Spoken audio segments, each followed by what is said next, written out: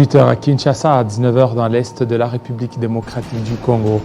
Heure à laquelle nous vous convient à suivre cette tranche Kinshasa direct aujourd'hui. On va parler de la guerre des positionnements au sein de l'Union sacrée, gouvernement, et ainsi que par rapport à la formation du nouveau gouvernement. Ça sera avec M. Otto Baïzi, cadre de l'AFDC. Union sacrée, c'est fini. Junior Katende, Katumbi, c'est qui n'a pas marché. Ramazani, Chabani. Voilà ce qui fera la charpente de notre Kinshasa direct. Bien avant cela, de l'autre côté, nous avons Damaris. Bienvenue. Merci Jean-David Kilolo. Monsieur Zedin, bonsoir. L'actualité sur Télé 50, c'est tout de suite.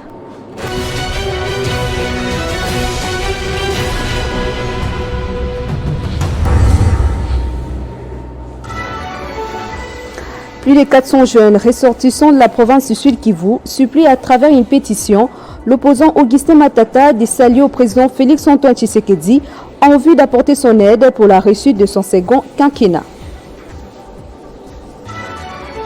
La famille de l'ancien ministre des Transports, Chéribien Okende, a saisi le procureur de la République auprès du tribunal de grandes instances de Kinshasa-Gombe en vue d'obtenir les conclusions de l'autopsie effectuée sur la dépouille de l'ex-porte-parole du parti de Moïse Katumbi. Après leur qualification, le léopard de la RDC affronte les pharaons d'Égypte ce dimanche en huitième de finale de la Coupe d'Afrique des Nations, alors que le Maroc va se mesurer à l'Afrique du Sud. Tous ces grands titres vous seront développés dans notre édition 19h avec Grace Salambo à la présentation.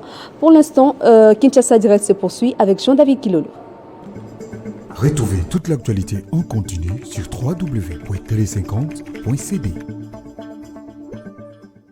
Merci à toi Damaris pour cette livraison d'informations tout à l'heure grâce à Lambo. Mais bien avant cela, nous recevons notre premier invité, M. Otto Baïzi. Voilà, M. Otto Baïzi qui est cadre de l'AFDC et aussi chef coutumier de Rutshuru. Bienvenue. Merci. Vous êtes chef coutumier? Oui, chef coutumier dans la chefferie du Boucha, du groupement de Boussanza, mais aussi membre cofondateur de la FDC. Et je suis un acteur politique. Ouais. Le chef de l'État a été élu, investi, et vous, en tant que chef coutumier, comment vous aviez pu lire ces signes? Je tenais d'abord au nom de la communauté Hutu, que je représente, à féliciter son Excellence M. Félix-Antoine Tshisekedi Tshilombo, chef de l'État, pour sa réélection à la tête de ce pays. Et pour ma communauté, c'est une chose grandiose. Et aussi, nous avons suivi avec attention son discours d'investiture. Nous nous sommes rendus compte que nous avons senti la détermination qu'il avait pour ramener la paix chez nous. Et nous nous sommes réjouis à plus d'une raison. Donc c'est vraiment une chose capitale pour notre communauté parce que vous savez, nous subissons les affres de la guerre depuis longtemps. Et avec sa vision et sa détermination, nous pensons que les choses vont se dénouer bientôt. Alors, les choses vont se dénouer, mais tout à l'heure, vous avez parlé de l'AFDC. Au niveau de l'AFDC, il n'y a toujours pas de sérénité, surtout avec les élections. Il y a beaucoup de gens qui commencent beaucoup plus à accuser Bahati Lukwebo de n'avoir pas soutenu certains parce que d'autres ont échoué. Ils ont voulu assez que le regroupement puisse envoyer un mandat pour saisir la Cour constitutionnelle. Ça n'a pas été. Mais vous ne voyez pas qu'avec ça, ça va fragiliser, ça va créer beaucoup de frustrés au sein de votre regroupement? Bon, disons qu'à ce sujet, moi je pense que les gens accusent à tort l'autorité morale de la FDC. Il y en a qui disent qu'il est plus branché sur sa famille biologique que sur tout le reste et tout ça. Mais moi, je suis membre cofondateur, je suis secrétaire national. Et à ce titre, je suis dans la gestion permanente, quotidienne du parti. Parce que vous peut-être vous retrouvez, voilà pourquoi vous dites qu'il n'y a pas de problème. Non, c'est-à-dire que les gens disent qu'il y en a qui se retrouvent, ils disent que l'autorité morale est en train de privilégier les membres de sa famille biologique, etc. Mais c'est pratiquement faux. Vous savez, il y a des moments où il peut y avoir dans un parti politique des membres de la famille biologique de l'autorité morale, mais qui sont compétents, qui remplissent tous les critères et tout ça. Et donc, pourquoi est-ce qu'eux n'auraient pas droit au chapitre? Ça n'a pas de sens. Mais dès lors que ça se vérifie noir sur blanc, qu'il y a d'autres candidats qui ont gagné et que c'est lui qui bénéficie, c'est son fils, il y a de quoi s'interroger. Non, vous savez, vous êtes journaliste, peut-être d'investigation, vous pouvez fouiller, vous vous rendrez compte que ce n'est pas le cas. Il y a des gens qui sont animés de mauvaise foi, tout simplement. Nous avons, vous savez, nous avons checké tout ça. Nous sommes des intellos, nous avons vérifié toutes ces allégations. Il n'en est pas question. C'est seulement des gens... Vous savez, la FDC a vécu beaucoup de turbulences avec ce que nous avons connu, des doublements du parti, avec les trahisons des dames comme Nenenkoulou, et Adel Kaïnda. Oui, Adel Kaïnda et tous les autres. Ça veut dire que ce sont des gens des gens véreux qui ne comprennent pas ce qui se passe. Ils se disent qu'ils doivent vilipender l'autorité morale parce qu'ils ne se retrouvent pas à gauche ou à droite. Ça n'a pas de sens. Moi, je crois que ce sont des discussions de bas étage. Il faut pas encourager ce genre de choses. La plupart sont des traîtres, au fait. Hein. Ils sont animés de trahison. La plupart l'ont poignardé dans le dos.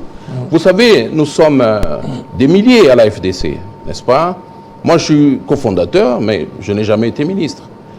Ce n'est pas nécessairement indiqué que si je suis de la FDC, si je suis cofondateur ou quoi que ce soit, que je dois nécessairement être ministre. On ne peut pas être 10 000 ministres ici. Vous voyez un peu.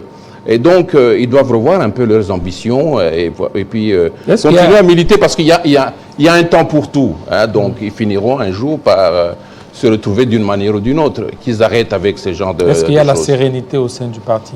Impeccable, je vous le confirme. Au niveau de la FDC? Oui. Alors, vous êtes là, dans votre présentation, vous êtes chef coutumier, mais dans l'Est, il y a la situation sécuritaire au niveau des Massissi, au niveau des Rutshuru. On voit beaucoup plus l'M23. Et l'armée, jusque-là, est en train de fournir beaucoup d'efforts afin de récupérer toutes ces positions. Mais qu'est-ce qui bloque aujourd'hui? Ça va faire pratiquement 1 année, 2 ans que l'M23 continue à s'aimer la terreur. Évidemment, vous savez, il ne faut pas parler seulement du M23. En fait, c'est le Rwanda.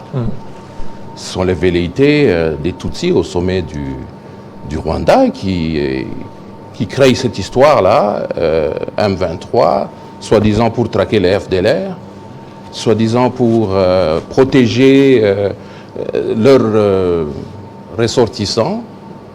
Donc là, ils parlent des Tutsis qui vivent au Congo. Mais tout ça, c'est n'importe quoi. Nous savons qu'il y a un plan derrière tout ça. C'est un plan de découper un morceau de la RDC. Vous savez, il y a un projet qu'on appelle le projet de l'Empire Imatutsi. C'est un truc qui est réel. Et bizarrement, il y a les Britanniques aussi qui soutiennent ce projet. Mais c'est Kagame qui est derrière toute cette combine-là. C'est lui qui fait toute cette machination. Heureusement que nous avons un chef d'État qui est déterminé à aller jusqu'au bout de sa logique, donc dans sa vision, il doit ramener la paix chez nous. Et si vous observez le M23, au fait, c'est le Rwanda. C'est le Rwanda, et moi j'ai toujours dit que le Rwanda est derrière tout ce qui se passe là-bas. Et d'ailleurs, vous savez, Kagame a des difficultés avec tous ses autres voisins, pas seulement la RDC, le Burundi, la Tanzanie, etc. Moi, je peux vous garantir une chose, tant que ce monsieur sera à la tête du Rwanda, nous serons toujours en difficulté dans la région des Grands Lacs. Moi, je crois que les gens doivent se mettre ensemble pour évincer ce monsieur. Ce monsieur ne devrait pas être à la tête d'un État, parce qu'il utilise les ressources de son État pour bousculer Mais tous comment ses les voisins. verser là? C'est quoi? Soutenir une Non, rébellion? non, ça veut dire, c'est pas question d'une rébellion, nous n'allons pas faire comme lui, mais il faut que les gens en interne, vous savez, les Hutus forment quoi, 90% de la population au Rwanda, mais ils vivent sous l'esclavagisme des Tutsis qui sont au sommet là-bas. Ils devaient pouvoir renverser ce gars. Je ne vais pas dire ici à la télé ce qui se trame à gauche, à droite, mais je vous dis que, in fine, il faudra que Kagame quitte sa fonction de chef d'État du Rwanda pour que le calme revienne dans la sous-région. Ça, c'est indiscutable. Est-ce que c'est Kagame ou c'est cet esprit-là? Vous ne voyez pas que même si Kagame partait, ça va toujours revenir. Regardez Museveni Kaguta. Il y a son fils qui a toujours ces velléités-là expansionnistes. C'est qu'aujourd'hui, si Kagame et Museveni partaient, ça sera son fils. C'est un système, vous ne voyez pas? Oui, Kagame, disons que Kagame, individu, je dirais qu'il est un peu, c'est comme un malade mental. Il a des velléités incroyables. Même au sein de son propre gouvernement, les gens ne comprennent pas. Parce que nous avons, il y a des cellules dormantes à gauche, à droite, nous avons des informations en interne là-bas qui nous disent qu'ils ne comprennent pas ce qu'il veut exactement. Et il est en train de tuer des gens tous les jours, parce que, vous savez, les dégâts collatéraux, c'est terrible. Il y a des gens qui meurent à gauche, à droite, à cause de Kagame. Et donc, il y a le fils Museveni, lui c'est pratiquement un fou. Le général, il est fou. Et lui, c'est un va-t-en-guerre et tout ça. Mais moi, je crois que... Parce qu'à un moment donné, il y a eu presque la guerre entre Museveni et Kagame, toujours à cause des velléités de Kagame. Et donc, moi, je me dis que... Et la RDC, à un certain temps, c'est comme si elle était devenue médiatrice entre les deux. Oui, à un moment donné, oui, la RDC a... Et maintenant, maintenant oui. c'est le retour de la manivelle. Là. Oui, et donc, moi, je vous dis que Museveni, lui, il met un peu d'eau dans son vin, hein, pour ce qui est des ambitions. Et puis, lui, il est plus homme d'affaires, il essaie d'exploiter les ressources, tout ça chez nous. Mais Kagame, lui, c'est carrément obtenir un morceau. Vous savez, nous sommes victimes doublement dans cette affaire. Victimes comment? C'est que, d'abord, c'est notre patrie. C'est la RDC, c'est une partie de la RDC qui est occupée. Et puis, ce sont nos terres ancestrales. Ça veut dire, nos ancêtres, nos aïeux nous ont laissé ces terres. Et aujourd'hui, nous ne savons pas y accéder. Parce qu'il y a Kagame qui a occupé carrément le terrain. Vous savez, il n'y a pas eu élection là-bas. Nous n'avons pas participé aux élections parce que c'est occupé. C'est pour cela que nous espérons d'ailleurs que... Parce que nous avons soutenu, les Hutus ont soutenu le chef de l'État bec et ongle, pendant la campagne électorale, etc. Nous espérons qu'il prendra en compte notre communauté, vu notre poids démographique dans la sous-région. Et c'est quoi les attentes des Hutus? Non, non, ça veut dire qu'ils veulent aussi participer à la gestion future de la République, n'est-ce pas? Les Hutus. Oui, oui, les Hutus. Ils doivent participer à la gestion future de la République. Oui, mais il y en a, non? Il y a des Guissaro et les autres, ils participent, non? Guissaro n'est pas Hutu. Il est qui, lui? Guissaro, il est Tutsi. Guissaro, il est Tutsi, et voilà, il est Tutsi. Et d'ailleurs, je profiterai pour lancer un appel aux Tutsis du Congo. Ceux-là qui ne se désolidariseront pas des Tutsis rwandais, parce qu'ils sont un peu comme... Ils sont versatiles. Indivisible. Ça veut dire le Tutsi en Espagne, le Tutsi en Amérique, mais il répond du Rwanda et tout ça, vous voyez un peu. Et donc, moi je considère que les Tutsis qui sont au Congo, qui ne se désolidarisent pas des Tutsis rwandais qui nous ont occupés, ils sont pareils. Ils sont pareils, effectivement. Ils sont pareils. Alors, mais on a vu, il y a les Wazalendo qui sont là, ces jeunes. Autrefois, étaient considérés comme des rebelles. Actuellement, ils sont devenus le chouchou. Les Wazalendo, au fait, c'est quoi? Ce sont nos enfants. Ce sont nos enfants qui défendent leur terre. Ils défendent la patrie. Ils vont sur terrain, ils se battent contre les envahisseurs, les Rwandais. Et c'est ainsi que d'ailleurs, il y a par moments, nous gagnons du terrain. Moi, par exemple, je suis un Muzalendo. Je suis un Muzalendo parce que quand je ne suis pas à Kin, je suis sur terrain. Je ne suis pas peut-être sur la ligne de front, mais est-il que je dois apporter mon énergie, mon idéologie, etc., pour qu'on puisse chasser l'ennemi. Donc le Wazalendo, sont des patriotes congolais qui sont là pour la défense des intérêts du Congo, pour la défense des terres congolaises. Voilà, merci beaucoup, Monsieur Otto Baïzi, surtout de votre passage. Merci de nous avoir certainement éclairés et nous espérons que le chef de l'État prendra en compte toutes les attentes donc, de Hutus. Les Hutus, ils veulent aussi participer à la gestion du pays. Exactement, mais ils sont dans le gouvernement. Oui, ils étaient dans le gouvernement passé. Je parle du gouvernement à venir. Ce n'est pas parce que nous voulons nécessairement des postes. Comme vous voyez, aujourd'hui, il y a des agitations autour. Il y a l'Union sacrée, maintenant il y a des groupuscules. Il y a des groupuscules. Nous, ce n'est pas par rapport au poste. Et l'AFDC, entre parenthèses, c'est où est-ce qu'elle sera? Chez Kamere, chez Augustin Kabouya ou... La FDC sera avec la FDC. Vous savez, nous sommes une force politique extraordinaire. Donc nous serons avec la FDC et je crois que c'est de bonne guerre. Merci beaucoup. Ok. Et de toutes les façons, je voulais ajouter pour dire que les agitations qu'il y a à gauche, à droite, tout ça, mais au finish, c'est le chef de l'État qui décidera. Qui sera à la primature. Voilà, c'est le chef de l'État. Moi, je crois que c'est des... Et vous, maintenant, vous voyez où? À la primature, à l'Assemblée nationale, toujours au Sénat? Ça dépendra. Tout dépendra de... Parce que l'UDPS va avoir la primature et l'Assemblée nationale. Hein. Normalement, la gestion de la cité, la gestion... D'être collégial. Il faut être collégial. Hein. Il faut que tout le monde participe. Je crois que c'est la meilleure stratégie. Et l'opposition aussi, lorsque les chefs d'État tendent la main à l'opposition? Non, si le chef... Tout dépend au fait du chef de l'État. S'il tend la main à l'opposition, à elle de saisir l'occasion. Merci. Merci. Merci beaucoup. C'est moi qui vous remercie. Voilà, on va prendre un quart de l'UDPS tout de suite. Bon congolais.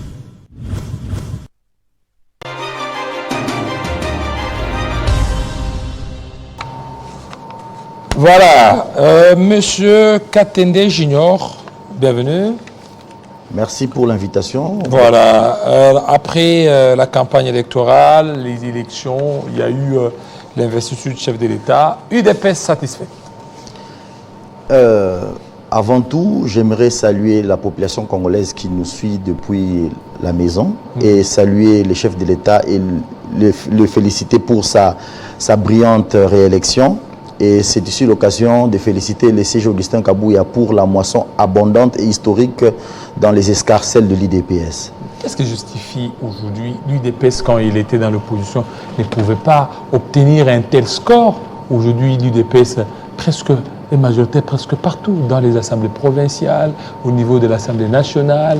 Et l'UDPS veut avoir la primature, l'UDPS veut avoir l'Assemblée nationale. Donc l'UDPS, c'est presque partout là. La réalité est que vous allez constater aujourd'hui, l'heure n'est plus aux polémiques, mais je vais faire un petit rappel.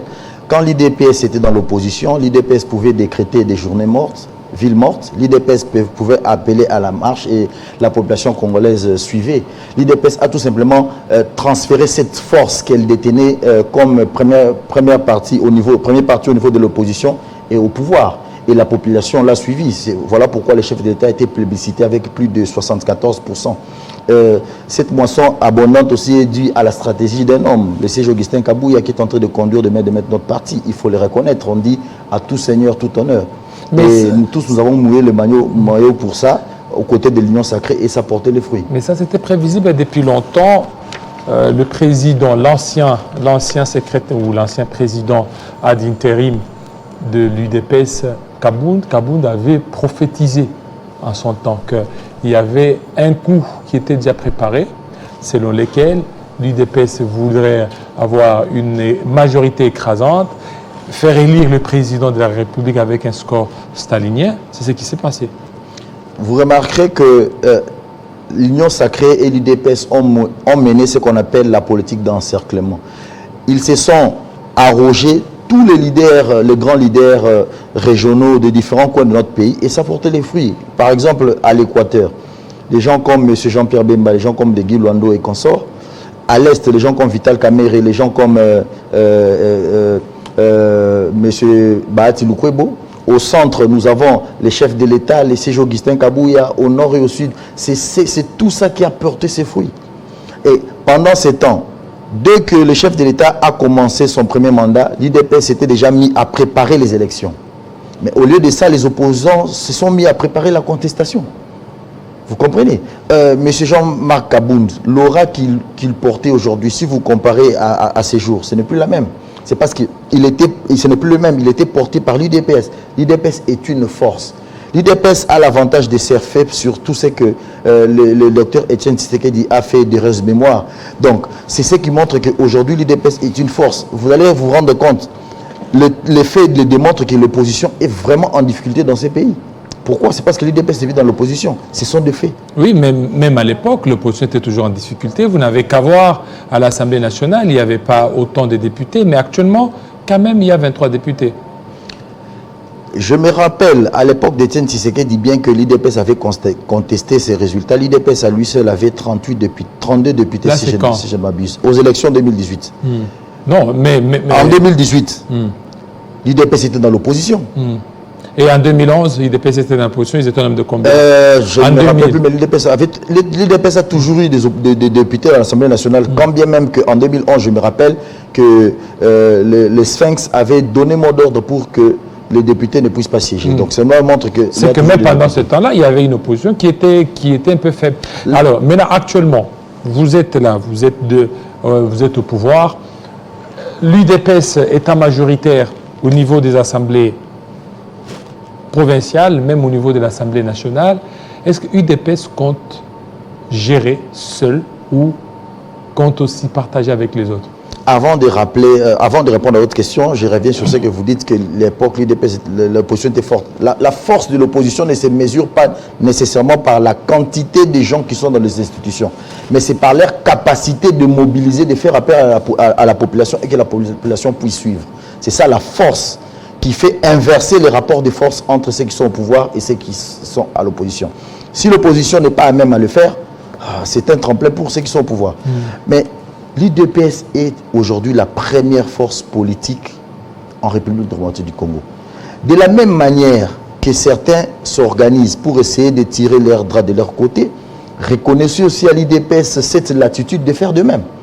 Nous avons des chiffres qui parlent en notre faveur. Mais cependant, l'UDPS est un parti structuré, poli, qui obtempère à ce que le chef de l'État veut. L'UDPS se conformera à la volonté du chef de l'État suivant la force politique qui représente l'UDPS, qui est représentée aujourd'hui par son chef Augustin Kabouya. Alors maintenant, l'UDPS telle qu'elle est là, qu'est-ce que maintenant, dans les partages, vous comptez avoir? La primature, l'Assemblée nationale? En tout cas, ce qui est sûr, les tractations vont avoir lieu au niveau le plus élevé avec notre secrétaire général qui représente l'UDPS, mais ce qui est sûr, le secrétaire général Augustin Kabouya va faire valoir le poids de l'UDPS dans toutes les institutions, c'est très clair. Maintenant, qu'il s'agisse de la primature, qu'il s'agisse de l'Assemblée nationale ou du Sénat, que sais-je encore, j'ai dit que l'UDPS écoute ce que le chef de l'État dit. Si le chef de l'État dit que l'UDPS, vous aurez ceci, je ne vois pas où l'UDPS va rechigner parce que nous sommes à l'Union sacrée. L'Union sacrée a pour autorité suprême le chef de l'État. C'est lui qui est censé donner les lignes directrices qui sera suivies par tous. Oui, mais ça sera en violation de la loi et de la Constitution. C'est qu'on sait bien que celui ou le parti qui a plus des députés, c'est ce parti qui aura la primature. Et si on va au niveau du bureau, c'est ce parti qui aura aussi la présence du bureau. Mais si vous attendez que le chef de l'État donne un mot d'ordre, là, on est en train de se diriger vers la pensée unique. Ce n'est pas vrai, parce que pour avoir la primature et l'Assemblée nationale mathématiquement parlant, il faut avoir la moitié plus un député. Oui. Là, vous savez que sur le plan légal, même le chef de l'État ne peut pas contester. Mais le reste, il faut qu'il y ait... l'UDPS a déjà 69 députés. Ce n'est pas la majorité. Et plus, sa mosaïque. Oui, et si vous prenez la mosaïque, nous sommes la première force politique, nous devons revendiquer les postes importants dans l'Union sacrée. Mais l'UDPS est un parti républicain. Nous n'allons pas pour tout avaler, mais nous allons pour faire valoir notre poids politique. Ce qui est sûr, l'IDPS aura des représentants dans toutes les institutions de commandement de ces pays. C'est très clair parce que l'IDPS est en droit de réclamer cela. Alors, même au niveau des assemblées provinciales, comme par exemple ici à Kinshasa, l'UDPS aussi voudra aussi gérer. Mais honnêtement parlant, je ne vois pas comment la province de Kinshasa va échapper à l'IDPS. L'IDPS est majoritaire. De ce côté, ça ne se passe pas. Dès que vous êtes majoritaire, vous êtes en même de réclamer les postes qui reviennent par rapport à qui pourrait être gouverneur? En tout cas, ça dépendra de l'IDPS, de ses autorités. Moi, à mon niveau, je ne peux pas dire qui est qui, mais ce qui est sûr, notre souhait, il faut que ce soit... Alors vous, tel que vous êtes là, pourquoi vous ne vous êtes pas lancé dans la campagne, être candidat pour aussi quand même se retrouver, être candidat député national, provincial, pourquoi pas aussi aux élections municipales? Beaucoup de gens m'ont posé cette question, c'est vrai, même au sein de notre propre parti, parce qu'il y a eu des mosaïques. Ce n'est pas l'intelligence qui nous manque. Mais en tout cas, pour les législatives nationales, je tenais à ce que je puisse vraiment soutenir le CG Kabouya, Augustin, que je voulais vraiment voir à l'Assemblée nationale et je voulais mouiller le maillot pour lui. Mais du reste, il n'y a pas que ça, il y a aussi des élections sénatoriales et consorts. Pourquoi pas être aussi sénateur dans ces pays? Ça serait historique. Pourquoi pas occuper d'autres fonctions de responsabilité? Ça serait historique. Je ne vous dirai pas que je suis là pour... Et est-ce que vous comptez seulement rester au parti comme Kabouya l'a fait? Il est resté secrétaire général durant le premier mandat du chef de l'État. Vous aussi, vous pensez aussi à ça?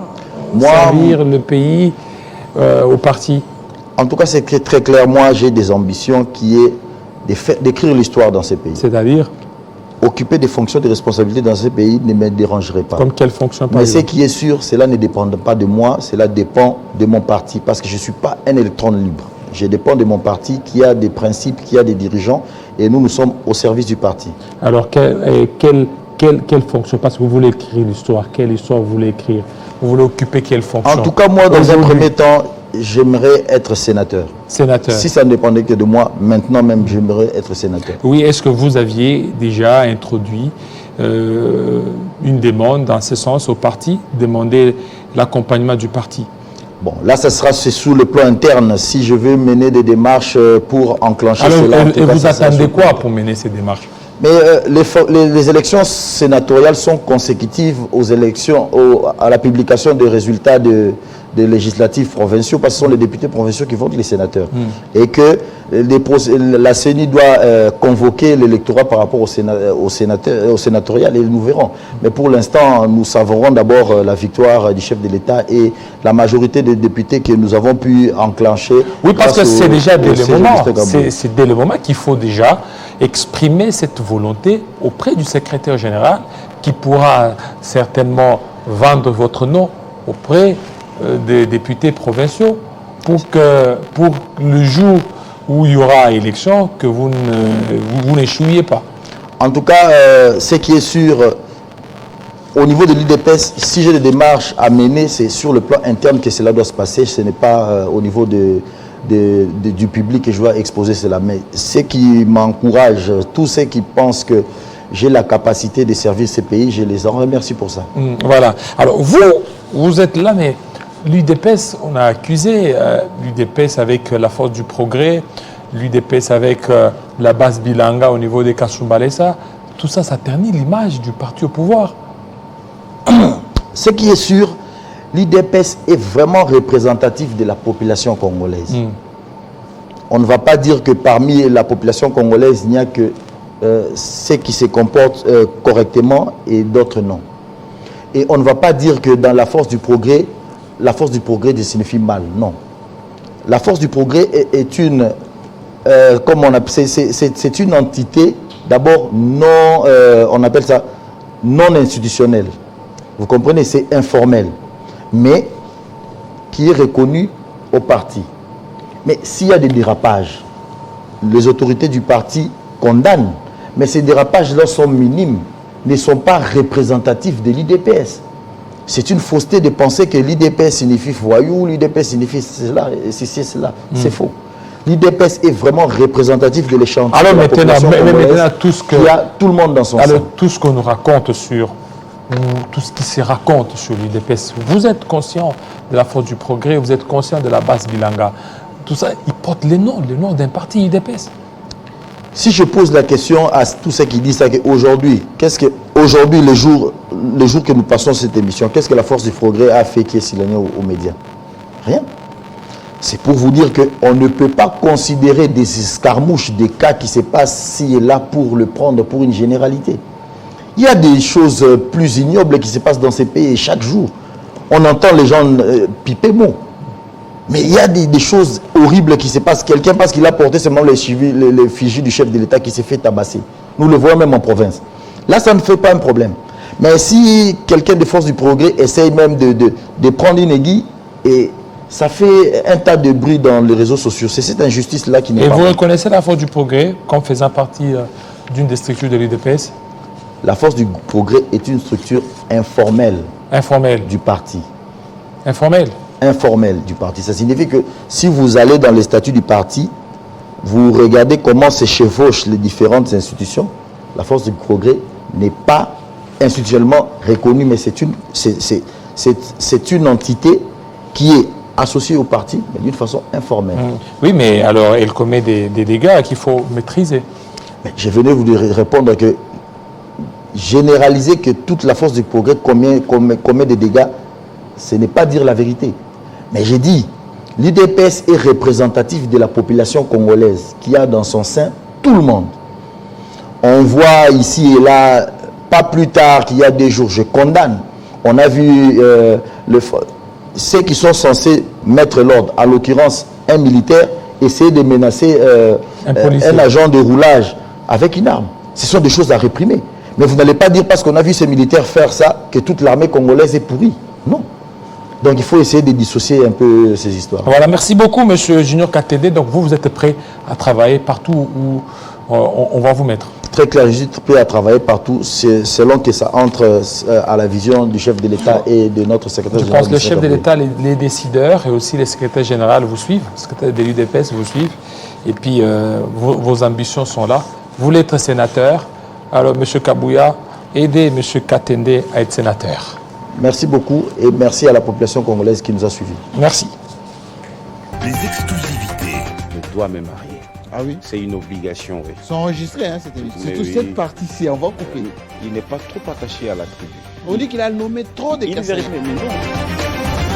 Parce que nous vous aimons, nous vous donnons le meilleur de nous-mêmes. Les débats républicains. Comment contrer le Congo? Non mais il faut... Alors vous n'avez pas dit cette loi-là? Les reportages choc. Ceci s'appelle lithium. Les magazines.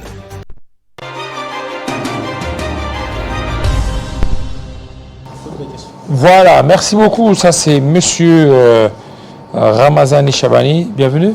Merci, monsieur Jean-David. Voilà, vous êtes le directeur de campagne de cette Kikouni. Le directeur de campagne pendant la campagne. Actuellement, je suis son directeur de cabinet. Voilà, directeur de cabinet de cette Kikouni. Alors, du coup, on a vu cette Kikouni soutenir Moïse Katumbi. Mais beaucoup de gens se demandaient l'apport de cette Kikouni aux côtés de Katumbi. Cette Kikouni devrait certainement beaucoup plus commencer à sensibiliser les jeunes, mais ça n'a pas été le cas. Qu'est-ce qui s'est passé? D'abord, il faut commencer par dire que notre apport dans cette lutte, dans ce combat, ne se limite pas seulement à l'apport de cette Kikouni. Il y a cette Kikouni qui a accepté de soutenir la candidature de M. Moïse Katumbi Chapwe. Il y a aussi son parti qui l'a admis. Donc nous sommes allés ensemble avec le parti Piste pour l'émergence, pour lequel nous avons pour président M. Seth Kikouni, et nous avons Seth Kikouni. Ceux qui disent que nous n'avons pas apporté grand-chose, j'aimerais d'abord savoir c'est quoi leur unité de mesure. Sur base de quoi ils disent que nous n'avons pas apporté quelque chose dans ce combat-là. Parce que il vous souviendra que dans ce combat pendant la campagne, nous avons commencé par faire des tournées ensemble avec Moïse Katumbi. Et le président Moïse Katumbi a à plusieurs reprises présenté le candidat Seth Kikouni, qui est le président du parti Piste pour l'émergence. Et à chaque fois qu'il était présenté, vous avez vu comment il a été applaudi. Vous avez vu nos drapeaux partout où le président Seth Kikouni est arrivé. Il suffisait, est-ce qu'il fallait seulement accompagner Katumbi ou lui apporter un plus? Seth Kikouni est à Kinshasa. C'était quoi l'apport de Seth Kikouni? Allez-y, vous allez répondre. C'était quoi l'apport de Seth Kikouni ici à Kinshasa pour l'élection de Katumbi? Non, moi je ne peux pas vous dire que l'apport de cette Kikouni était seulement à Kinshasa. À Kinshasa, vous êtes journaliste, il faut fouiller, il y a des images. Nous avons travaillé de manière profonde ici à Kinshasa. Nous avons fait même des campagnes, la campagne de porte-à-porte ici à Kinshasa, ensemble avec nos amis ensemble et parfois même avec nos amis de LGD. Mais le parti Piste pour l'émergence ne se limite pas qu'à Kinshasa. Nous sommes implantés dans toute la République démocratique du Congo et vous avez vu nos drapeaux flotter partout où le président Moïse Katumbi est passé, qui pour dire que tout le monde n'a pas porté les drapeaux et au-delà des drapeaux qui ont flotté, nous avons mobilisé une très grande masse, nous avons convaincu une grande partie de la population qui a voté pour Moïse Katumbi. Alors moi j'aimerais que les gens qui disent que nous n'avons pas apporté quelque chose, que le parti Piste pour l'émergence n'a pas apporté grand-chose ou que le président Seth Kikou n'a pas apporté grand-chose, qui nous disent sur base de quoi est-ce qu'ils ont. D'ailleurs, ces élections qui ont été irrégulières, ces élections dont nous demandons l'annulation, la petite partie de la population qui a pu voter, il faut voir combien de cette masse a voté M. Moïse Katumbi pour Ensemble, combien a voté M. Moïse Katumbi pour Piste pour l'émergence et combien a voté pour Moïse Katumbi pour LGD et consorts. Alors, maintenant, aujourd'hui, parce que vous n'avez qu'à voir, au niveau de l'Union sacrée, c'était une politique d'encerclement. Là où Katumbi passait, il ne passait que dans des chefs-lieux. Au niveau de l'intérieur, il n'y avait même pas beaucoup plus d'impact. Alors, il fallait que cette Kikouni aussi fasse de même, organiser même des réunions avec des jeunes ici à Kinshasa afin de leur parler des Katumbi pour beaucoup plus une victoire finale, mais ça n'a pas été le cas. Mais ce que je suis en train d'essayer de recadrer, c'est qu'il ne faudrait pas voir dans ces combats cette Kikouni, il faut voir le parti Piste pour l'émergence.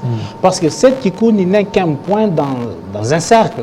Et le cercle, c'est le parti Piste pour l'émergence. Même si cette Kikouni pouvait, parce qu'il l'a fait, s'il le voulait, même s'il le voulait, il ne pouvait pas aller partout. Mais je vous dis que nos fédérations, dans l'ensemble de la République, se sont battues pour faire élire M. Moïse Katumbi. Que ce soit à l'Équateur, nous avons une fédération à l'Équateur. Nous sommes partis même à Boende. Il y a des gens qui sont dans le Nord Kivu, dans le Kasaï central, dans le Kasaï oriental. Vous avez vu les images des militants de Piste pour l'émergence à Lodja en train de battre campagne pour cette Kikouni. Alors, que voulez-vous que nous vous montrons? Comment voulez-vous que cette Kikouni puisse se dédoubler? Par quelle magie il pouvait être partout au même moment? Ça, je pense que c'est un faux débat, parce que ceux qui disent aujourd'hui que cette Kikouni n'a pas apporté grand-chose, ce sont les mêmes qui disent que cette Kikouni a été achetée.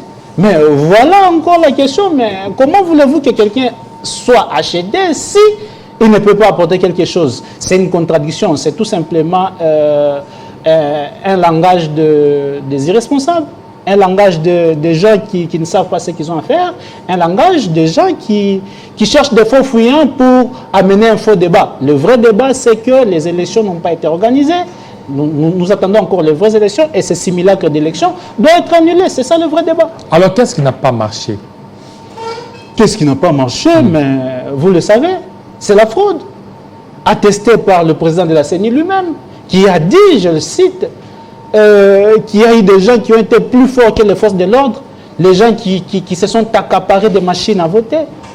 Et vous avez vu la CENI retirer les droits de vote à certains candidats, tout simplement parce que, selon elle, ces candidats-là se sont accaparés des machines à voter. Et ce sont les mêmes personnes qui ont fait élire le président de la République. Vous avez vu, la même CENI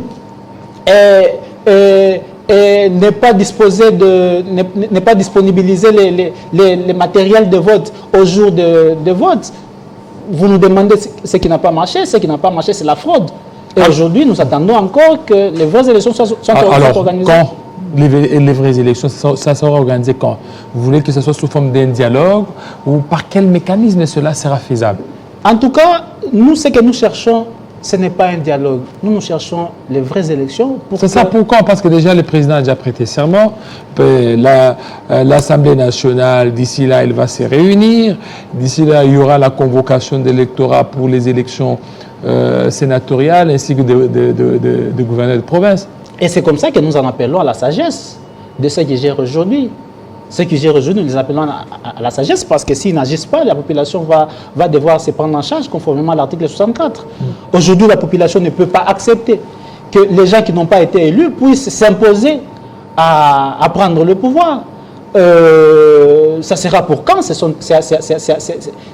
au peuple de répondre. Et le peuple vous dit c'est pour bientôt. Oui, mais là, le peuple n'est pas là. La preuve, c'est qu'il y a le 73%.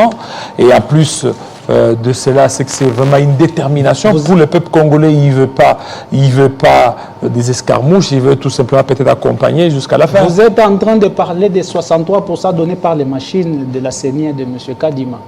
Vous êtes en train de parler de 63% qui ne fait que manifester une théorie de tribalisation qui veut régner dès le sommet de l'État. Ces 63% n'est autre qu'une blague. 73, hein, 73. 73%, je voulais dire, n'est autre que de la blague. Il n'y a pas eu 73%. M. Tshilombo, qui aujourd'hui a prêté serment, dernièrement, c'est pertinemment bien, qui ne pouvait même pas obtenir 30% de voix. Alors aujourd'hui, on a demandé, le président a tendu la main à l'opposition. Il faut que l'opposition saisisse cette main pour faire avancer le pays. On a même vu les États-Unis d'Amérique qui félicitent le président Tshisekedi, lui demandant de prendre en compte certaines recommandations des organisations électorales. Est-ce que vous êtes prêt à répondre favorablement à cette invitation? Monsieur Jean-David, avant de parler de la main qu'il tend à l'opposition, nous devons d'abord déterminer le concept de l'opposition. Parce que nous devons savoir qui fait effectivement l'opposition. Aujourd'hui, nous ne pouvons pas accepter cette main tendue tout simplement parce qu'avant, aussi longtemps que les vraies élections ne seront pas organisées, on ne saura pas qui a gagné les élections et qui n'a pas gagné ces élections-là. On ne sait pas en réalité quel est le régime qui doit être en place et quel est le régime qui doit faire l'opposition. Nous ne sommes pas concernés par cette main tendue. C'est une aventure dont les seuls gestionnaires connaissent leur sort et ils savent que leur sort, c'est être dehors. Et le peuple va bientôt se déterminer si ce n'est que ce terrorisme. Et est-ce que maintenant, présentement, vous êtes dans l'opposition, oui ou non?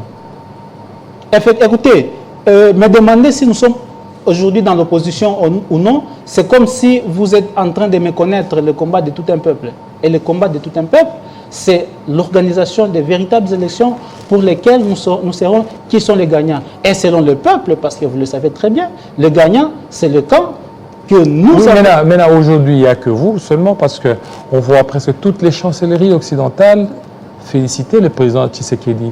Alors, par quelle issue vous voulez certainement parler du peuple, vous voulez sortir? Écoutez, nous n'allons pas entrer dans ces pièges des chancelleries qui font féliciter le peuple. Si les chancelleries qui félicite le président Tshisekedi. Qui félicite le président Tshisekedi. Sa brillante réélection. Si c'était aux chancelleries d'avoir le pouvoir, ça serait alors aux chanceliers de voter pour Tshisekedi. Alors pourquoi ils ne l'ont pas fait? Ça, ce sont des relations d'amis. Et on ne peut pas interdire aux amis de se faire des loges.